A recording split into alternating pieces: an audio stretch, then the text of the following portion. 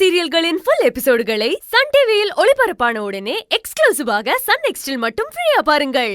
எங்கண்ணே அவர் ஆளையே காணோம். அவன் கண்ணுல மண்ணை தூவிட்டு அந்த திருட்டு ராஸ்கல் நகையை புடுங்கிட்டு ஓடி வந்துட்டான். பாவம், அவன் அங்கேயே நிக்கிறான்னு நினைக்கிறாமா. சோதானமா இருக்கணும்ல.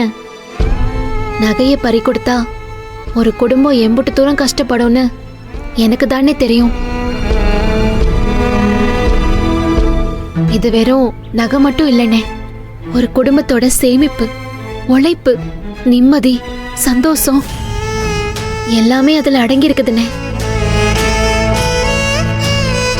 இனிமே கொஞ்சம் சாக்கிரதையா இருந்துக்கோங்க. இந்தாங்கண்ணே.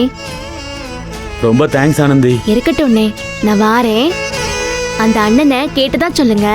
சரிம்மா.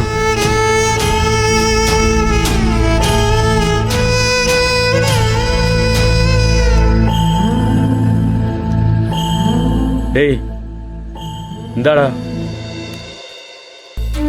உன் குடும்பத்தில இருந்து எடுத்துட்டு வந்த நகைய இன்னைக்கு உனக்கு காப்பாத்தி கொடுத்தது உன் தங்கச்சி ஆனந்தி தான்.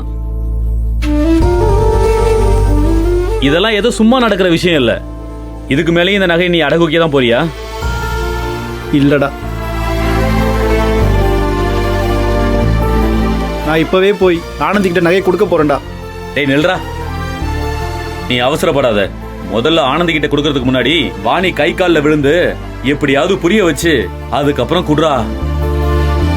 இல்லனா வாணி ஏதாவது பண்ணிக்க போகுதுடா.